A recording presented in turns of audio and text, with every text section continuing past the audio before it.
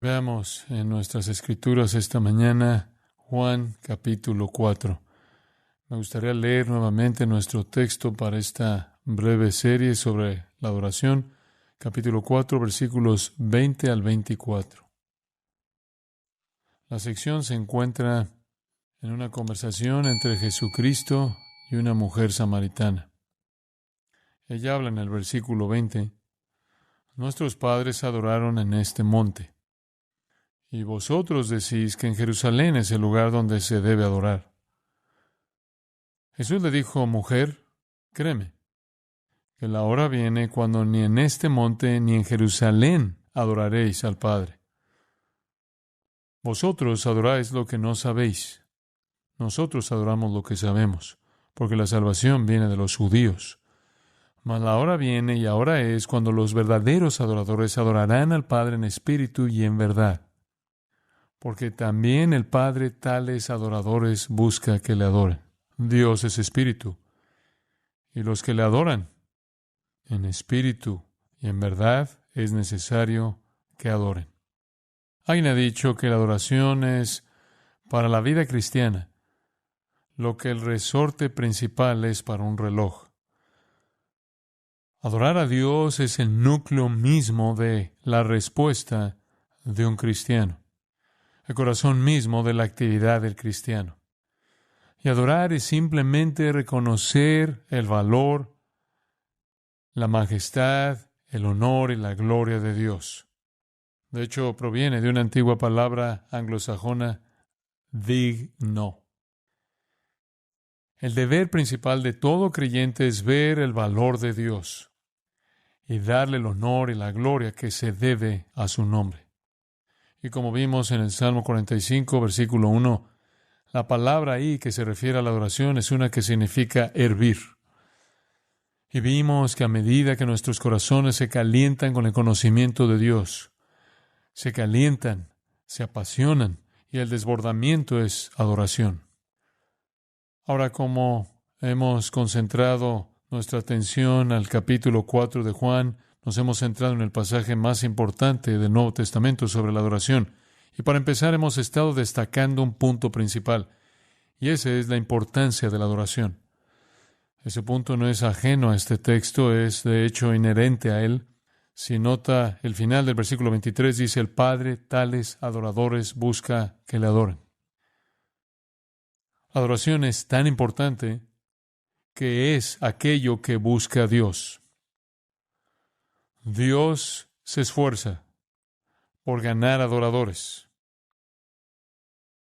De hecho, es la actividad más importante en la que el hombre puede estar involucrado, la adoración a Dios. Ahora, ya hemos estado hablando sobre la importancia de la adoración. Les sugerí que hay 4 razones por las que es importante, y quiero repasar las que hemos cubierto y luego continuaremos. En primer lugar, la adoración es importante porque la Escritura está tan dominada por ella. No importa dónde vea en las Escrituras, se encuentra que se ordena la adoración, se instruye la adoración. Está por toda la Escritura. Y en nuestro último día del Señor examinamos, por ejemplo, el capítulo 20 de Éxodo, donde el primero de todos los 10 mandamientos para reflejar la ley de Dios es un llamado a la adoración. En Mateo 22, donde el Señor Jesucristo fue confrontado acerca de cuál es el primer mandamiento, respondió con un mandamiento de adoración. Hablamos sobre el tabernáculo y el templo como símbolos para identificar la importancia de la adoración en medio del pueblo de Dios. Hablamos de los patriarcas que construyeron altares para adorar a Dios. Y eso se remonta incluso a Caín y Abel. Y luego fuimos al Nuevo Testamento y examinamos Romanos 12, 1 y 2 y 1 Pedro 2, 5. Y al ver esas dos escrituras vimos que somos como cristianos llamados a la adoración espiritual, la cual sea aceptable a Dios. Sacrificios espirituales aceptables a Dios. Entonces, desde Caín hasta la iglesia, cualquiera que alguna vez se haya identificado con los santos de Dios ha sido llamado a adorar. Ha sido hecho un adorador. Entonces, en primer lugar, decimos que la adoración es importante por el hecho de que domina tanto la vida y los tiempos de las Escrituras. En segundo lugar, la adoración es Importante porque el destino está marcado por la adoración. No solo es una cuestión escritural, es una cuestión de destino. Cómo una persona adora es indicativo de su destino eterno. Y usted recordará que dijimos que hay dos tipos de adoración, inaceptable y aceptable. Y uno que adora inaceptablemente rechazado por Dios. Uno que adora aceptablemente recibido por Dios. Ahora, también les dije que hay 4 tipos de adoración inaceptable. Vimos eso primero. Existe la adoración de dioses falsos, inaceptable. Está la adoración del Dios verdadero en la forma incorrecta, reduciendo a Dios a un ídolo. Y luego está la adoración del Dios verdadero de una manera autoestilizada. Y luego está la adoración del Dios verdadero con una actitud equivocada. Todas esas son inaceptables. Adorar a un Dios falso, adorar al Dios verdadero de una forma incorrecta, adorar al Dios verdadero de una forma autoestilizada, o adorar al Dios verdadero con una actitud incorrecta. Todos esos están mal. Caín adoraba al Dios verdadero, pero le habían dicho que trajera un sacrificio animal, y cuando trajo el fruto de la tierra estaba esforzándose hacia la adoración de una manera equivocada y autoestilizada, y eso fue inaceptable. Y luego, como vimos la última vez en Malaquías, en el capítulo 1, en el capítulo 5 de Amós, en Oseas 6 y en Isaías capítulo 1, el pueblo de Israel muy a menudo adoraba a Dios de la forma correcta y de la manera correcta, pero con la actitud equivocada. Y eso era igualmente inaceptable. La adoración inaceptable refleja un destino aparte de Dios. Ahora, lo pensé esta semana en cuanto a cómo podría ilustrarles la adoración inaceptable. Y hay muchas ilustraciones que podría usar, pero escogí esta porque creo que es importante para el tema de hoy. En 1717 hubo un grupo que comenzó para todos los efectos conocido como la logia masónica o los masones. Si bien no desean ser conocidos como una religión, son de hecho por definición claramente una religión. Y son, creo, una ilustración clásica de adoración inaceptable. El boletín trimestral de Iowa, ya por abril de 1917, dice esto. Y esta es su propia publicación, y cito: la masonería es una institución designada por Dios, diseñada para acercar a los hombres a Dios, para darles una concepción más clara de su relación apropiada con Dios como su Padre Celestial, a los hombres como sus hermanos y destino último del alma humana. Fin de la cita. Ahora, eso es una religión. Cualquier cosa que diga que es una institución designada por Dios, diseñada para acercar a los hombres a Dios, para darles una concepción clara de su relación adecuada con Dios, con los hombres y el destino final de su alma humana, eso es una religión. La masonería es una religión, aunque no quieren admitirlo. Ahora, ¿adoran ellos a Dios? Dicen que sí. Dicen que adoran a Dios, dicen que adoran al Dios verdadero en la forma verdadera, de la manera verdadera y con una actitud verdadera. Alberto Pye, quien ha sido llamado por sus compañeros masones uno de los masones más distinguidos que el mundo occidental jamás haya producido, ha escrito uno de sus libros más importantes, llamado Morales y Dogmas. Es tan importante que aparece en su edición de la Biblia. Tienen su propia Biblia, conocida como la Biblia de Hertel. Y esto es lo que ha escrito él. La masonería reverencia a todos los grandes reformadores.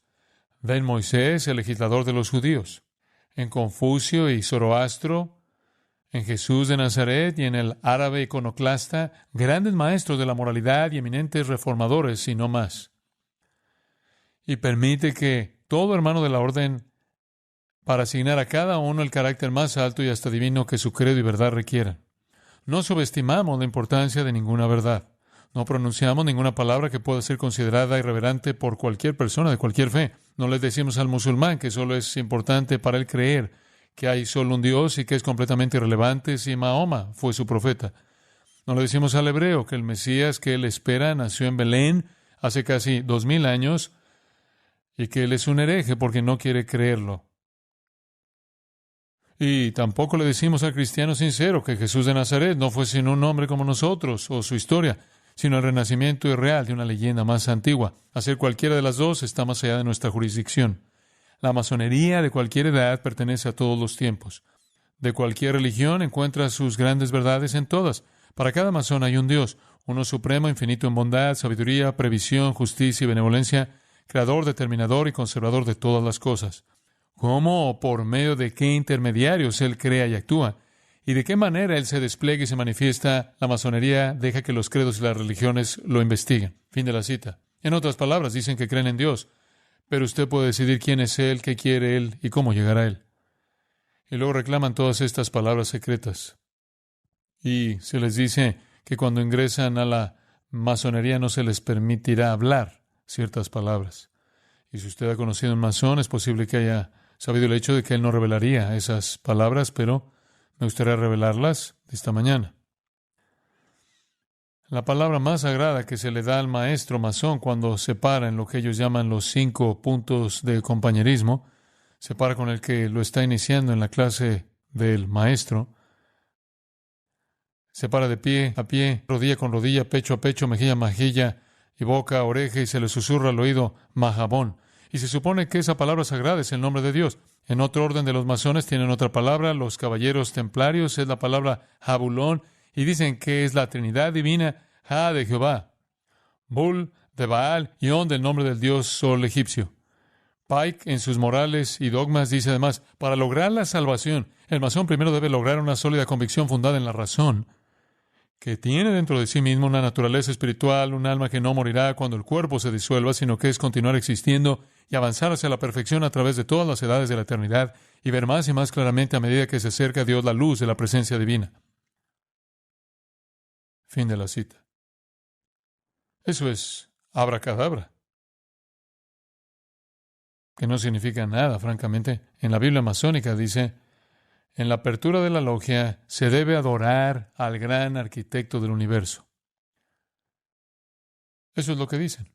El gran arquitecto del universo debe ser adorado. Y luego Pike dice, en el altar masónico el cristiano, el hebreo, el musulmán, el brahmán y los seguidores de Confucio y Zoroastro pueden reunirse como hermanos y unirse en oración al único Dios.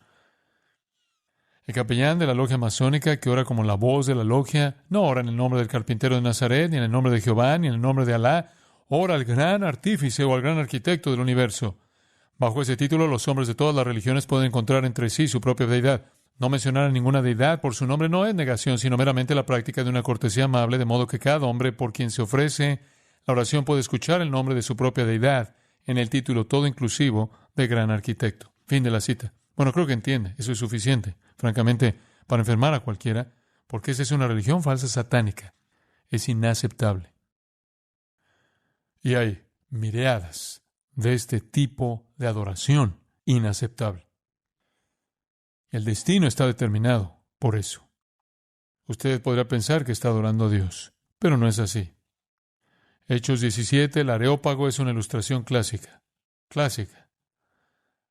Ellos tenían un ídolo para el Dios no conocido. Y Pablo dice, tienen la idea correcta, pero no saben lo que están haciendo. ¿Están adorando en qué? En ignorancia. Ahora, déjenme hablarles de Él. De nada sirve adorar a Dios como usted imagina que Él es.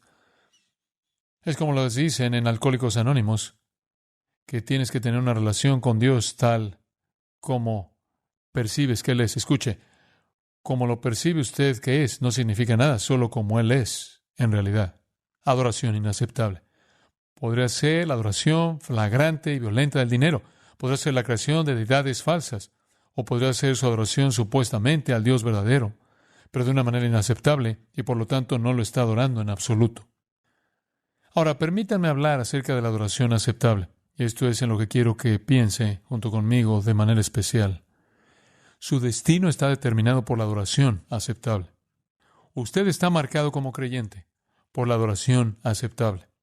La meta de la salvación es crear verdaderos adoradores. Y creo que, como mencioné en uno de mis mensajes anteriores, que el Salmo 24, versículos 3 al 6, es quizás la imagen más hermosa del Antiguo Testamento de un adorador aceptable. Dice, ¿quién subirá al monte de Jehová? ¿Y quién estará en su lugar santo? ¿Quién tiene el derecho de ir a la presencia de Dios? ¿Quién tiene un derecho de venir a Dios? ¿Quién tiene un derecho a acercarse? El limpio de manos y puro de corazón. No puedes ir allí a menos de que estés lavado. Usted no puede ir allí a menos de que esté lavado. El que no ha elevado su alma a cosas vanas ni jurado con engaño. Él recibirá bendición de Jehová y justicia del Dios de salvación. Tal es la generación de los que le buscan. Los verdaderos buscadores son aquellos con corazones puros, manos limpias, motivos honestos, los puros, los justos y los santos. Ahora, ¿cómo puede llegar a ser así? Tiene que ser redimido. Entonces, la redención es crear verdaderos adoradores que adoran aceptablemente a Dios. Ahora regresa a la Escritura con la que terminamos la última vez, Hebreos 12:28, y quiero continuar desde allí. Hebreos 12:28. El escritor de Hebreos dice que recibimos un reino inconmovible, a diferencia de la tierra que fue sacudida. La ilustración en cuestión aquí es el temblor del monte Sinaí, pero él dice que tenemos un reino que no puede ser movido ni sacudido. Tengamos gratitud y mediante ella sirvamos a Dios. Y la palabra servir es latreo, de la que derivamos liturgia, significa adorar. Entonces, tengamos gratitud por la cual podamos adorar a Dios agradándole. Observe esa palabra. Esa es la palabra que buscamos, adoración aceptable. Adoración aceptable. Tengamos gratitud por la cual podamos servir o adorar a Dios agradándole. Y luego enumera dos cosas clave. Con temor y reverencia, porque nuestro Dios es fuego consumidor. Si usted va a adorar a Dios, habrá en lo profundo de su corazón un equilibrio entre la reverencia y el temor. La reverencia es positiva, en cierto sentido afirma el valor y la dignidad de Dios. El miedo es negativo, afirma el juicio, disciplina, castigo, fuego consumidor, del versículo 29. Y entonces, el adorador verdadero adora por reverencia a Dios y por temor a Dios. Y esos son esenciales. Entonces, debemos adorar a Dios de manera aceptable. Ese es el mandato del versículo 28. Si hemos sido redimidos, somos los adoradores verdaderos. Y como adoradores verdaderos debemos adorar de manera aceptable. Ahora, permítame decirle en este punto, creo que si es adorador verdadero lo será. Pero no todo el tiempo, y no siempre tan completamente como debería, porque todavía hay ese pecado que está en nosotros, ¿verdad? Pero un cristiano verdadero es un adorador verdadero, pero no siempre adoramos tan verdaderamente como deberíamos adorar, o con la misma consistencia. Y entonces, somos llamados aquí a adorar a Dios aceptablemente, con una afirmación positiva de quién es Él y toda su gloria, y una afirmación negativa del hecho de que Él es un fuego consumidor y tenemos motivos para temer si no lo adoramos aceptablemente. Entonces, la adoración aceptable es lo que Él pide a su pueblo. Ahora, ¿qué significa? ¿Qué significa eso? Ahora, sígame porque le voy a mostrar lo que significa. Abra su Biblia en Romanos 14 y quiero que mantenga claramente en mente lo que estamos diciendo ahora durante los próximos 5 o 10 minutos, porque todo terminará en un par de declaraciones que van a hacer una gran diferencia. Por lo tanto, siga cuidadosamente sus escrituras. Si no puede seguirlo suficientemente rápido, escuche, anótelos. Romanos 14, 18. Dice esto. Porque el que en esto sirve a Cristo, agrada o es aceptable a Dios. ¿Qué cosas? Bueno, todo este capítulo se trata de no hacer tropezar a un hermano más débil, no entristecer a un hermano, no destruir a un hermano, no usar su libertad para hacerlo tropezar. Y él dice esto. Si sirves a Cristo en estas áreas, eso es adoración aceptable. Entonces, la adoración, en primer lugar, es un asunto de cómo tratamos a nuestros hermanos en la fe. ¿Lo entendió? ¿Cómo tratamos a nuestros hermanos creyentes? Eso es cuestión de adoración. Eso es cuestión de adoración. Eso es cuestión de glorificar a Dios y honrar a Dios. Ahora ve el capítulo 15, versículo 16. Romanos 15, 16. Y Pablo está agradeciendo a Dios, por supuesto, por la gracia que lo llamó al ministerio. Y luego hace una declaración sorprendente. Él dice, he estado ministrando el Evangelio de Dios. ¿Por qué, Pablo? ¿Para qué? Observe esto. Los gentiles les sean ofrenda agradable o aceptable. Ahora, ese es el lenguaje del sacrificio. Ese es el lenguaje de la adoración. Y él dice, estoy ofreciendo a los gentiles como una ofrenda a Dios que sea aceptable. ¿Qué quieres decir? Esto. Ganar a alguien para Jesucristo es adoración aceptable. Pablo vio a sus convertidos como ofrendas dadas a Dios, que eran aceptables para Dios. ¿No es esa una manera hermosa de ver el evangelismo? Usted está ganando un alma que puede ofrecerle a Dios como un acto de adoración santa y aceptable. Entonces, la adoración es la forma en que usted trata a los cristianos y la adoración es ganar a los no cristianos. Filipenses 4:18. Filipenses 4:18. Y Pablo escribe Filipenses en parte para agradecerle a los filipenses por un regalo de dinero que le enviaron. Estaba tan contento de que lo enviaran porque era un gran acto de amor. Pero él dice en el versículo 18, pero todo lo he recibido y tengo abundancia, estoy lleno, habiendo recibido de Epafrodito lo que enviasteis. Y cuando me llegaron, fueron olor fragante, sacrificio acepto, agradable a Dios. Me encanta eso.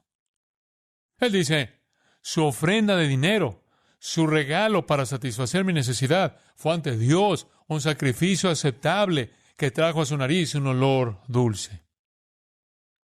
Escuche, adorar es dar dinero para satisfacer necesidades. Eso es adoración. Así es. Es dar sus recursos a otros, apoyando a los santos y el trabajo de la iglesia y el ministerio de Cristo. Eso es adoración. Ahora escuche con cuidado. Romanos 14, cómo trata a sus hermanos cristianos. Romanos 15, ganar a los no cristianos. Filipenses 4, dar para satisfacer necesidades. Adorar, escuche ahora. Adorar es compartir. Esa es la suma de esas tres cosas. Adorar es compartir con otros, compartir con los que usted ama, compartir el evangelio con los demás, compartir con los demás sus recursos. Eso es adoración. ¿Lo entendió? Eso es adoración. Eso exalta a Dios, eso honra a Dios, eso glorifica a Dios porque lo exhibe a través de su vida y muestra que usted es obediente a Él. Y muestra que usted ama lo que Él ama. Él ama a los santos y Él ama a los perdidos. Y Él ama a los necesitados de una manera especial. Eso es adoración. Ahora escuche. Vaya Efesios 5:10. Efesios 5:10. Aquí hay otro texto muy, muy importante. Dice esto. Comprobando lo que es agradable o aceptable al Señor. Ahora, aquí nuevamente tenemos el lenguaje del sacrificio. Tenemos el lenguaje de las ofrendas. Tenemos el lenguaje de la adoración. ¿Y cuál es el asunto aquí? Versículo 8. Andad como hijos de luz, para que haya fruto de luz. Observe esto, bondad, justicia y verdad. Comprobando lo que es aceptable. Y eso es lo que está diciendo. Cuando su vida tiene bondad, justicia y verdad, entonces usted es aceptable. Entonces, la adoración, una ofrenda verdadera a Dios, es justicia, bondad, verdad. Eso es santidad personal, virtud personal. Ahora, regrese a Filipenses capítulo 1, versículo 11 una vez más y permítame mostrarle otra escritura. Filipenses 1:11. Llenos de frutos de justicia. Y estamos otra vez con el mismo concepto. Justicia y frutos de justicia que son por medio de Jesucristo para gloria y alabanza de Dios. Y nuevamente vemos lo mismo que vimos en Efesios 5:10, que la justicia, la santidad, la bondad, la piedad es adoración que es aceptable. Que es aceptable. Eso es aceptable. Y solo para resumirlo, 1 Timoteo 2:3. 1 Timoteo 2:3. ¿Qué dice? Porque esto es bueno y agradable o aceptable delante de Dios nuestro Salvador. ¿Qué es? El final del versículo 2. Una vida tranquila y apacible, vivida con toda piedad y honestidad. ¿Vio eso? Piedad y honestidad. Justicia, bondad, verdad, santidad. Eso es adoración. Ahora escúcheme. Le di 3 escrituras que muestran la adoración como compartir con otros. Acabo de darle 3 escrituras que mostraron la adoración en relación con nuestra propia santidad, nuestra propia justicia, nuestra propia bondad. Eso es adoración. Eso es adoración. Es cómo vive usted cada día de su vida. La adoración es una forma de vivir. Una forma de vivir que no solo manifiesta una santidad personal y una justicia personal, sino que las extiende en el amor de los hermanos, en la proclamación a los perdidos y en la liberación de todos nuestros recursos para satisfacer necesidades. Eso es adoración. Pero déjeme darle el sonum bonum, donde finalmente todo culmina en Hebreos 13. Hebreos 13, versículo 15. Y dice, por medio de Él, me encanta eso, es por Jesucristo. Mencionado en el versículo 12, por Jesucristo ofrezcamos siempre a Dios por medio del sacrificio de alabanza, es decir, fruto de labios que confiesa su nombre. Ahora, ese es realmente el clímax, ¿no es así? Eso es alabar y glorificar con nuestros labios y agradecerle a Dios continuamente. Eso es adoración. Y eso es lo que hacemos cuando nos reunimos. Cantamos y alabamos a Dios con nuestro corazón y nuestros labios y agradecemos. Pero ve el versículo 16. Y de hacer bien y de la ayuda mutua no os olvidéis, porque de tales sacrificios, ¿qué? Se agrada a Dios. ¿Lo entendió? Escúcheme. Dios quiere que usted venga aquí y adore. Él quiere que usted esté aquí para alabar su nombre, para glorificar su nombre, para agradecerle. Pero Él no quiere que usted olvide que la adoración es una forma de vida en la que usted hace el bien y en la que usted comparte con los demás. ¿Lo ve? Estos dos versículos resumen todo lo que les ha estado diciendo. Y escuche con mucha atención lo que le digo. Si usted piensa que puede vivir como quiera y entrar aquí un domingo por la mañana y adorar, está completamente equivocado. Usted no puede hacer eso, porque la adoración no ocurre en el vacío. La adoración no se estimula con trucos. Algunas personas me han dicho que deberíamos tener letreros alrededor que digan este es un lugar sagrado, o tranquilo, o guarden silencio en el templo, o deberíamos decirle a la gente que no hable cuando entra, o yo debería tener cascabeles en mi traje para que cuando venga como el cura de antaño escuchen el tintineo, sabe que es hora de santificarse. Escuche, la adoración no es algo estimulado por trucos artificiales. Y si tiene que tener eso o cierto tipo de música ambiental para adorar, lo que usted hace no es adorar. Usted no necesita técnicas. Puede adorar a Dios en una autopista, en la hora del tráfico. Y usted también, si su corazón está bien. Mire, cuando se reúne en la Asamblea de los Santos para adorar a Dios, si no es la extensión de una vida de adoración, no puede ponerla en marcha.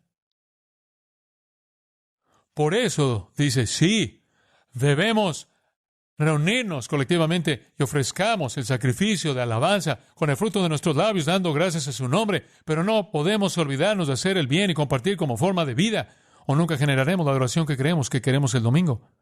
Es un modo de vida. ¿Puedo agregar esto? Usted también necesita el domingo para estimular el resto de la semana. Así es. Dice en Hebreos capítulo 10, acerquémonos a Dios. Y luego dice, escuchen con cuidado, no dejando de congregarnos. ¿Por qué? Porque podemos unirnos para estimularnos unos a otros. ¿A qué? Al amor. Eso es compartir y buenas obras. Eso es justicia. Usted tiene que tenerlos allá afuera en el mundo para poder adorar. Y usted tiene que ser estimulado hacia ellos en la adoración para poder vivirlos en el mundo. ¿Ve usted el ciclo? Como puede ver, uno alimenta al otro. Uno alimenta al otro. Escúcheme. Usted debe estar aquí en la comunión de sus santos. Usted debe estar aquí en la congregación de los justos, en el templo viviente, donde Dios mora entre su pueblo. No es el edificio, es su pueblo en quien Él mora. Porque es aquí donde somos estimulados al amor y a las buenas obras. Y cómo ese estímulo afecta a su alma, sale usted y usted hace el bien y comparte. Y cuando regresa, el desbordamiento es alabanza y un corazón continuo de adoración y acción de gracias. Ahora, si usted no está en el ciclo en alguna parte, es mejor que entre. Dice usted, ¿cómo entras? Confiese sus pecados, empiece ahora mismo. La gente dice, bueno, Tengo tantos problemas en mi vida cristiana, parece que los tengo. ¿Y sabe lo que pienso? Creo que básicamente todo se reduce a dos cosas. Uno, ellos no están adorando 6 días a la semana con una vida de oración. O no están adorando un día a la semana con la asamblea de los santos. Usted necesita ambos. Si usted solo viene cuando es conveniente, nunca se va a arreglar. Porque usted no puede hacerlo por sí mismo. Usted tiene que tener ese estímulo constante y fiel al amor y a las buenas obras que un grupo de personas trae a su vida. Y vivimos en una sociedad tan fácil de llegar, fácil de llevar, informal y frívola, que la gente no hace tipo de compromisos fieles y constantes. Y luego se preguntan por qué no pueden actuar juntos. Lo necesita. Y luego se preguntan por qué no pueden convivir juntos. Lo necesita. Tiene que venir y unirse a la asamblea de adoración. No estoy diciendo que tiene que venir a Grace, pero les digo, hay muchas iglesias alrededor que tienen un servicio de domingo por la mañana, pero no hay adoración allí. Y algunos de ellos son incluso evangélicas. Pasan tanto tiempo promocionando su última actividad que ni siquiera podrían encontrar a Dios en medio del programa. Pero usted necesita adoración porque la adoración se convierte en un estímulo para hacer el bien y compartir. Y hacer el bien y compartir significa que cuando viene aquí el domingo no tiene que decir, hombre, me estoy arreglando, me voy a vestir diferente para que me sienta espiritual. Abra la puerta y entre y adora. No puede hacerlo. No va a suceder. Y si le resulta difícil adorar a Dios cuando viene a este lugar, no es porque no lo hayamos estimulado a usted, no es porque necesite técnicas diferentes, es porque no lo he estado haciendo y esto no es lo que debería ser en el flujo, ¿lo ve? De una vida de adoración. Bueno, la adoración es esencial. Es esencial, como dije, en primer lugar, por la forma en que domina la Escritura y en segundo lugar, porque es una cuestión de destino. Déjeme darle una tercera razón. La adoración es esencial porque es el tema principal del universo. Es el tema principal del universo.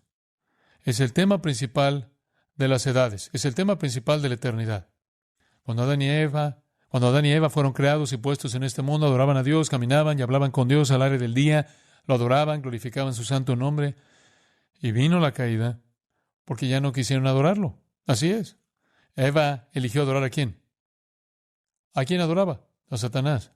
Adán eligió adorar ¿a quién? A Eva. Y tan pronto como dejaron de adorar a Dios, cayeron.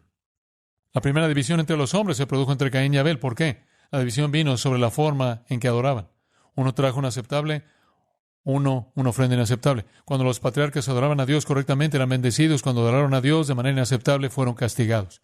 La nación de Israel fue sacada de Egipto en el libro del Éxodo, donde anduvieron 40 años por el desierto del Sinaí, hasta que murió toda una generación. Y la Biblia lo dice, simple y únicamente vagaron por el desierto y perdieron la vida sin entrar a la tierra prometida, porque no adoraron a Dios como es debido. Incluso Moisés fracasó en hacer eso y nunca entró en la tierra prometida. Cuando finalmente llegaron a la tierra, según 1 de Crónicas 29, cuando adoraron a Dios como Él quería ser adorado, fueron bendecidos. Y en Hechos 7, 42 y 43 dice, cuando no adoraban a Dios correctamente, fueron castigados y finalmente esparcidos y salpicados por todo el mundo. Cuando vino Jesús y nació, vinieron y lo adoraron. Lo primero que hizo cuando comenzó su ministerio fue ir a Jerusalén, y el primer acto que tuvo cuando entró en Jerusalén, Juan capítulo 2, entró directamente al lugar de adoración, tomó un látigo y limpió el lugar. Y después de que limpió todo y trató con los adoradores corruptos en el capítulo 2, en el capítulo 4 llamó a los adoradores verdaderos. Adoración siempre fue el asunto. Es el tema central de la historia redentora. Cuando nació la iglesia, ve a Filipenses 3:3, un versículo que probablemente nunca haya leído con esto en mente, una de las declaraciones más grandes sobre la adoración en la Biblia. Filipenses 3:3. Encontramos una definición de la iglesia. Aquí está. Porque nosotros somos la circuncisión, los que en espíritu servimos o adoramos a Dios y nos gloriamos en Cristo Jesús, no teniendo confianza en la carne. ¡Oh, qué declaración! Esa es una declaración absolutamente maravillosa de la identidad de la iglesia. No puedo pensar en una más grande que esa. ¿Qué es una iglesia? Es la circuncisión. En otras palabras, son aquellos identificados únicamente como el pueblo de Dios. Pero no es una circuncisión física. Adoraron a Dios en sus espíritus y se regocijaron en Cristo Jesús y no tienen confianza en la carne. ¿Qué es la iglesia? La iglesia son aquellos que adoran a Dios en su espíritu y se regocijan en Cristo Jesús y no tienen confianza en la carne. Ese es un cristiano. Ese es un cristiano. Un adorador de Dios. Entonces la iglesia debe ser un pueblo que adora. Y a lo largo de los años de la iglesia, Dios está llamando a aquellos que le adorarán en espíritu, sin tener confianza en la carne. Y si usted ve el futuro, vea el capítulo 4 de Apocalipsis. Usted encontrará que la historia se consume en la adoración. Apocalipsis 4:10. Aquí se ve un vistazo del futuro, la gloria del Señor que viene a establecer su reino. Los 24 ancianos se postran delante del que está sentado en el trono y adoraron al que vive por los siglos de los siglos. Y echaron sus coronas delante del trono diciendo, digno eres, Señor. Mire, la adoración es el tema del cielo. Capítulo 5, versículo 14.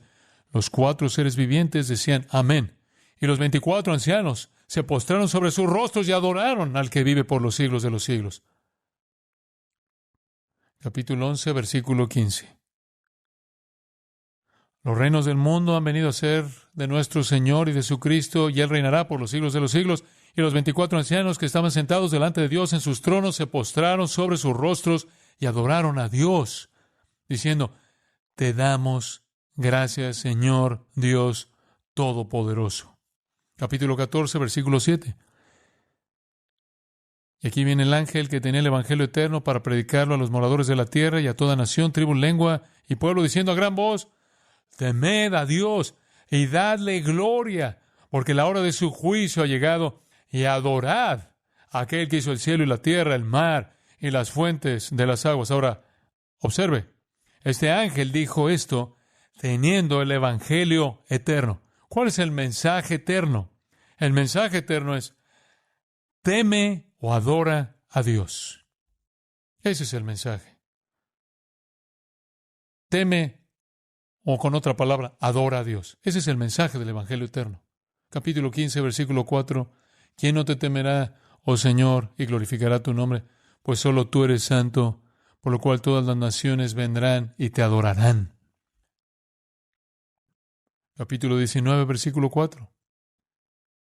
Y los 24 ancianos y los 4 seres vivientes se postraron en tierra y adoraron a Dios que estaba sentado en el trono y decían amén, aleluya. Ahora escuche los últimos 2. Versículo 10 del capítulo 19. Yo me postré a sus pies, los pies de un ángel que le habló a Juan. Me postré a sus pies para adorarle. Y él me dijo, mira, no lo hagas. Yo soy consiervo tuyo y de tus hermanos que retienen el testimonio de Jesús. Adora a Dios. ¿Quieres subrayar esos 2? Adora a Dios. ¿Quieres subrayar esa frase? Adora a Dios. Capítulo 22, versículo 8. Juan, de nuevo, en su visión, estaba tan asombrado y cayó en el versículo 8 para adorar al ángel otra vez. Y lo mismo pasó. El ángel dice, mira, no lo hagas, porque yo soy consiervo tuyo, de tus hermanos los profetas y de los que guardan las palabras de este libro. Adora a Dios. Subráyelo de nuevo. Eso, amados, es el Evangelio eterno. Ese es el mensaje de eternidad que Dios tiene para dar. Adórame, adórame. Ese es el tema de la eternidad. El tema de la historia redentora. Adorar al Dios verdadero, vivo y glorioso. Entonces la Escritura nos llama a adorar. El destino nos llama a adorar. La eternidad nos llama a adorar. Y solo en caso de que alguien no pueda verlo y piense que no necesita adorar, puedo darle una más. La cuarta razón por la cual es importante adorar, Cristo lo mandó. Cristo lo ordenó. En Mateo 4:10, Él dijo esto y lo resumió todo. Al Señor tu Dios adorarás y a Él solo servirás. Y se lo dijo a Satanás. Y al decir eso, incorporó en ese mandato a todo ser jamás creado. Todos son responsables de adorar a Dios. ¿Usted adora a Dios como una forma de vida? Eso es lo que le está pidiendo. Si a usted le parece difícil adorar al Señor cuando viene el domingo, no es porque la música no está bien, no es porque hay mucho ruido en el auditorio cuando usted entra, no es porque usted tuvo que molestarse por un lugar de estacionamiento. No, si usted no puede adorar, no es porque usted se distrajo. Si usted no puede adorar, es porque usted no está en el flujo. ¿Lo ve? Todo lo que hay llama a la adoración. Todo. Todo. La Escritura llama a la adoración. El destino llama a la adoración. La eternidad llama a la adoración. Cristo llama a la adoración. Los ángeles han dicho, adora a Dios, adora a Dios. Pero no puede suceder una vez por semana. Es un modo de vida. Pero cuando la asamblea se reúne una vez por semana, habrá un estallido, un desbordamiento de alabanza y adoración verdadera y del corazón, porque lo que ha disfrutado de la adoración individualmente, cuando se trae al gozo de la asamblea, se enriquece y realza. Y nuestra adoración se vuelve aún más gloriosa. Oremos. Escuchen, mientras sus cabezas se inclinan por un momento. En Hebreos capítulo 11 hay una gran lista de los héroes de la fe. Dice, por fe fulano de tal, por fe tal y tal, por fe tal y tal, por fe tal y tal. Ya conocen el capítulo. Comienza con Abel. Y dice, respecto a Abel, que por fe Abel ofreció el sacrificio correcto. Él adoraba. Y después de Abel en la lista viene Enoc. Y dice que Enoc caminó con Dios. Abel adoró y luego Enoc caminó. Y luego viene Noé. Y dice que Noé trabajó durante 120 años para construir un barco. Y creo que hay una analogía maravillosa en eso. Primero Abel y la adoración. Después Enoc y el andar. Luego Noé y el trabajo. Y realmente creo que esa es la manera en la que se debe ver la vida cristiana. Primero adoramos, luego caminamos y luego trabajamos. Y esa es la secuencia. Esa es la secuencia divina. Usted tiene que entrar en el flujo en algún lugar para que su vida sea una vida de adoración. Padre, te pedimos en este momento, esta mañana, que hagas una obra en nuestros corazones. El texto siempre dice que debemos adorar, pero la adoración verdadera viene por medio de Jesucristo. Si hay algunos entre nosotros esta mañana que nunca han adorado, porque ni siquiera se han involucrado en el ciclo, que entren a través de la fe en Cristo y se conviertan en adoradores verdaderos. Habla a sus corazones, oh Dios. Para aquellos de nosotros que somos cristianos, que nos encontramos incapaces de adorar, sin ganas de adorar, luchando por adorar, ayúdanos a entrar en la corriente en alguna parte, a no abandonar la asamblea estimulante, el templo vivo, la morada de Dios entre los vivos, piedras de su pueblo, ni a dejar el día a día a la vida de adoración que hace el bien y comparte, porque de tales sacrificios tú te complaces. Complácete con nuestra adoración, y haz que nuestros tiempos juntos no sean más que extensiones, sino el burbujeo de una vida de adoración. Enséñanos a ser fieles cada día del Señor. Enséñanos a ser fieles todos los días para adorar. Y que en respuesta conozcamos esa plenitud de bendición que viene al que tiene las manos limpias y un corazón puro, que es de la generación que busca a Dios. Busca a Dios. Busca a Dios. Busca a Dios. Busca a Dios.